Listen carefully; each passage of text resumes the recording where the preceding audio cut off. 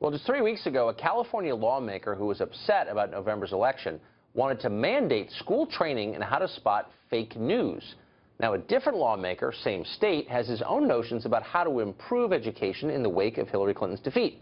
California Assemblyman Mark Levine is crafting a new bill that would require public schools in the state to teach about the subject of Russian hacking and how it supposedly swayed the last U.S. election. Assemblyman Levine joins us from Sacramento. Assemblyman, thanks a lot for joining us. Thank you, Tucker. Glad to be on tonight. So I'm reading this and I'm thinking, well, okay, how would you feel if Donald Trump directed the Education Department to withhold funding from any state that refused to add to textbooks the claim that 3 million people voted illegally in the last election? You'd be mad. So it raises the question, why should politicians be involved in crafting textbooks?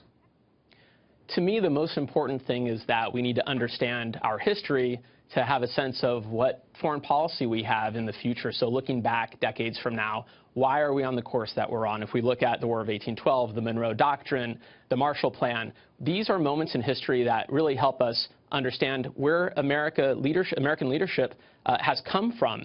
We need to understand Russian interference in the 2016 election and its impacts on foreign policy to make sure that we have an American century ahead of us like we've had behind us, one where America is in full control of its destiny. Okay. I mean, I think you're right, actually. But the point is we don't understand the effect of Russia in the election right now. The War of 1812 was 200 years ago. Marshall Plan was 70 years ago. We have a vantage. We get it now. We have perspective. We have no perspective on what happened. And basically what you're suggesting is adding propaganda from a politician into textbooks. And why should I be in favor of that? Well, the intelligence community had an assessment where they agreed that the Russian government and Vladimir Putin himself had the boldest move ever in their interference in our election.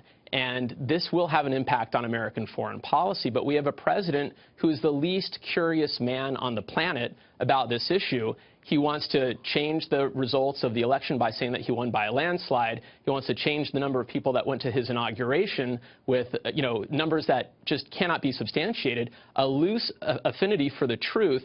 And usually winners write the history books. But we need to make sure that the truth is in our history books and it's not papered over by the president.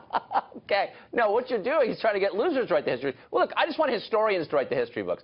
And That's right. I agree with you. I do. Who says you're a nice guy. You seem like a reasonable person. I don't want to attack you. But you know as well as I that what you're suggesting is the addition of political propaganda into textbooks. There's nothing to substantiate your claims. We don't know Russia's intent. We don't know the extent to which they influence this election. Those are unknowable right now, and you know that as well as I do. I agree with the intelligence community's assessment. Look, their assessment does not say that the outcome of the election was affected by Russian interference. It doesn't say that, and you know it doesn't say that. And they also have no way of knowing the intent because it's unknowable. They did not assess whether or not their interference had an outcome. They assessed whether or not the Russian government purposely, and Vladimir Putin himself, purposely intervened. If I were President Trump, I would condemn that interference, and I would say that they would be held accountable and that their impact would not be on foreign policy other than that. The president has done everything he can to deny it, but when he was confronted with the incontrovertible evidence of the intelligence community's assessment, even he had to agree that they were involved. So you don't like to look, I know you're from Marin, right? You're from Marin County. Yeah, I get it. I yes. lived in California. Like, angry rich people come up to you at parties and say, we got to do something about this Trump character. He's terrible. He's wrecking the country. I get the pressure that you're under. But I'm just asking you a third time. I have highly educated and highly engaged No, when voters. you're sipping Chardonnay and that. Ross, people are hassling you, and I get it completely. But let me just ask you, how would you feel as a parent, and I think you are a parent, if your kids' textbooks had political claims that were not basically substantiated, and they were clearly partisan, and they were inserted by some politician you didn't agree with? Wouldn't that enrage you? So let's get into the weeds on this. Yeah, let's get in the weeds on this. So what would happen is that California has an instructional quality commission that looks at curriculum for the different subjects. They would make an assessment of how to include this. They would then make a recommendation that can be approved and accepted, revised, modified, or even rejected by the State Board of Education. And so that's how curriculum is developed. Politicians will not have a hand in what is written in our history books, and nor should they. What do you mean? You're writing a bill to require this, so by definition you have a hand in it. But let me just say, I mean, without being mean, I love California. It's my home state, multi-generational. But it's like not as nice as it was when I grew up there, and you know that. It's much poorer than it used to be. Got a lot of problems, a lot of uneducated. It's got more poverty than any state in the country, and it's got some of the worst schools in America.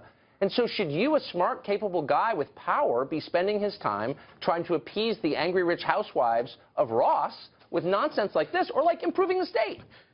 Well, you shouldn't talk about your friends like that, but what we do have are excellent schools, the best public universities in the world, the sixth largest economy. We are leading the nation in job creation. Innovation comes from California, but where you live should not define whether or not you will be successful. This socioeconomic challenge, this inequality, is something that is as true in California as it is in Kentucky. Okay. We need to do more to fix that. That's true. And nationally, we all struggle with this. So if you're an African-American sixth grader in California, and way less than 50%, I think it's more like 20%, pass the math standards at that age, is learning propaganda about Russian interference in the election, is that really going to make you a better software engineer? Like, this is totally frivolous. We can learn history, and we can also, as I have since I was elected in 2012, reinvest in education, where I voted to increase spending by $14 billion, but also change the way we spend in education by making sure that the socioeconomic status does not define how much funding goes to your school, that in fact we can direct money to where it's needed to improve outcomes. We have a lot more work to do, but we need to know the truth about American history. Okay. I don't think I'm convincing you, but you know that I'm right. I know that you do on some level. Assemblyman, thanks for joining us. Appreciate it. My pleasure, Tucker.